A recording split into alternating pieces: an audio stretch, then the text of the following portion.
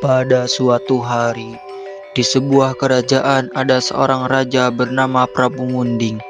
Suatu hari, ia merasa bosan karena terus-menerus berada di dalam istana. Lalu, ia memutuskan untuk memburu ke dalam hutan. Prajurit, kenapa kamu? Mana? Kamu aku? Bukan, aku anak panahku. Sana. Kawan buruan itu ke arah sana. Aku harus mendapatkannya.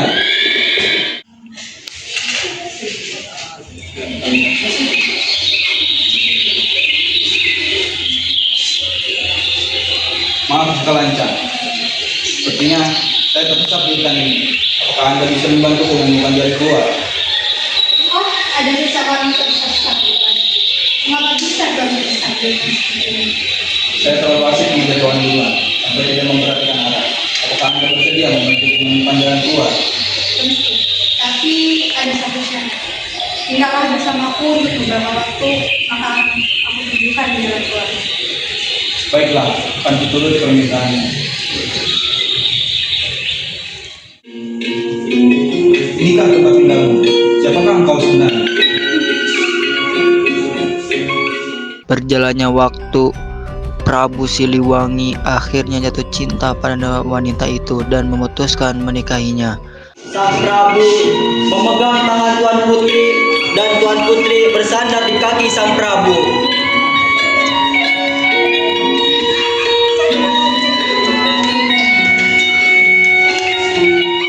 Tanpa disadari, Sang Prabu telah tinggal terlalu lama di tempat itu. Dia merasa sudah saatnya ia kembali memimpin kerajaan di Pajajaran. Prabu Siliwangi kemudian meminta izin kepada istrinya. Istriku, aku akan kembali ke kerajaan tempat asal. Apakah kau menginginkan? Baiklah Prabu, aku mengizinkannya. Tapi ada beberapa pesan. Jagalah kesehatanmu dan sempatkan sesekali menengok. Terima kasih, istriku. Aku berjanji, aku akan kembali menemuimu saat aku berburu nanti. Prajurit, Ada apa, Putri? tolong antarkan Prabu keluar dari hutan ini. Baik, Putri. Hah? Bukannya itu Prabu? Mana Prabu? Itu? Wah, prajurit dapat kembali. Sungguh, aku rindu pada tanah kelahiranku. Aku berjanji akan memimpin kerajaan ini dengan bijaksana. Hidup Prabu. Seiring berjalannya waktu, Sang Prabu disibukkan mengurus kerajaan sampai lupa menengok sang istri di hutan. Ketika malam, Sang Prabu mendengar suara tangisan bayi.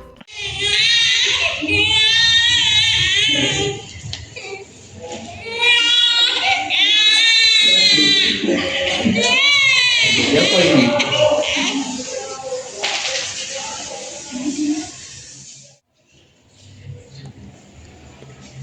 Prabu, ini anak kita. Namanya Putri Kadika. Rawatlah ia dengan penuh kasih. Rawatlah ia selayaknya manusia yang kau cintai. Aku harus pergi, Prabu.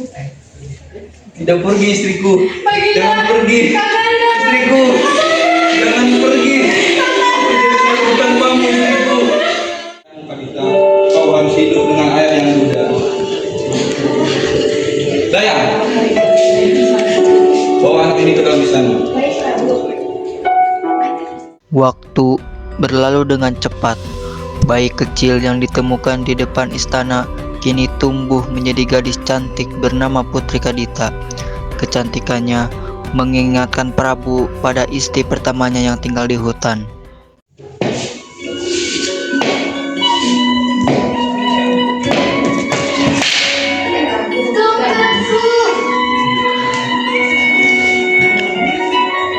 Biar aku bantu, Nek. Terima kasih, Putri. Tidak ada parasmu yang cantik. Kita tidak juga. Biar aku bantu, Nek. Ayo.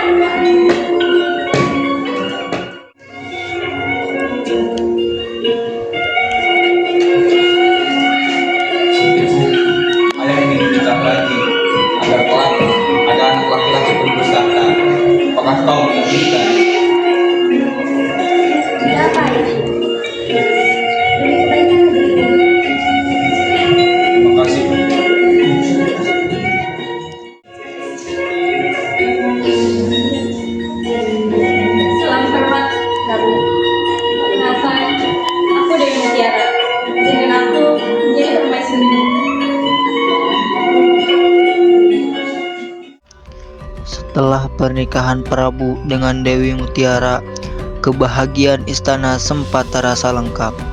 Beberapa bulan kemudian, Dewi Mutiara hamil, tapi sifatnya berubah perlahan-lahan. Dewi Mutiara berubah menjadi wanita yang haus kekuasaan. Anda, ini setiap hari makan mewah seperti itu ke kerajaan. Sabar, aku akan menuruti permintaan. Anda, aku tidak mau Kadita tinggal di sana ini. Sejak dia ada, dan selainmu takkan saja jadi milikku. Tidak, Kadita adalah putri tunggalku. Aku tidak akan mengusirnya dari kerajaan ini.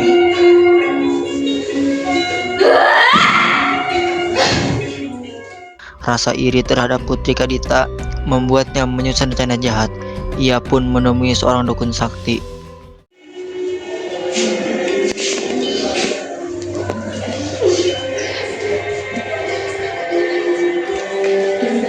Ada apa kau datang kemari, Putri Kadita? Aku tidak mau Kadita tinggal di sana ini. Tentu saja aku bisa, tapi dengan harga yang mahal.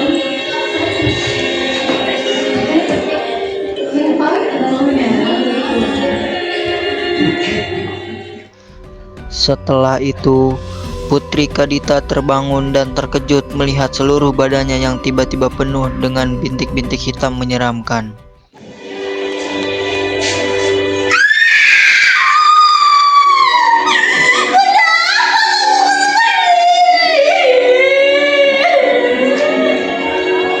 Panggil semua tabib yang ada di penjuru negeri.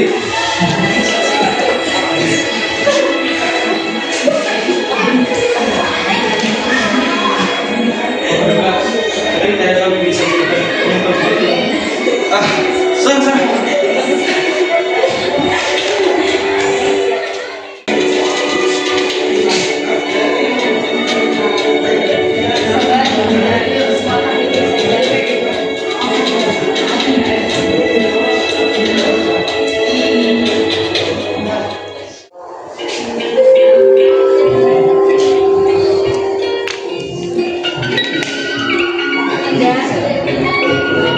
Demi keselamatan kerajaan kami, lebih baik Kadita diasingkan berdiri di sana ini. Penyakit ini bisa menular ke Anda.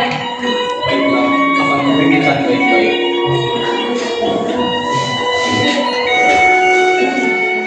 Akhirnya, Sang Prabu menyetujui usulan Dewi Mutiara.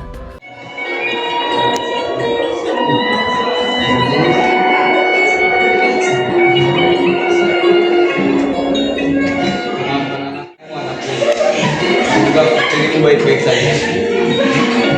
Tidak apa ya? Aku akan pergi.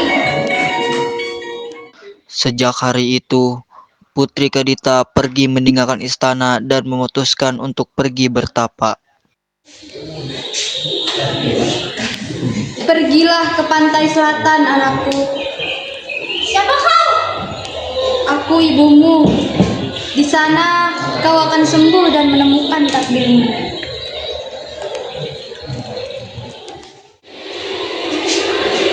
Sinilah tempatnya. Apa yang harus aku lakukan? Masuklah ke dalam laut dan menyatulah dengan alam sekitarmu.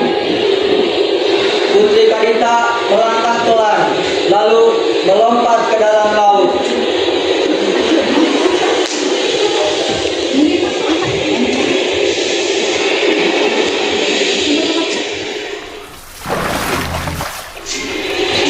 Aku sungguh. Aku akan membangun kerajaanku di sini.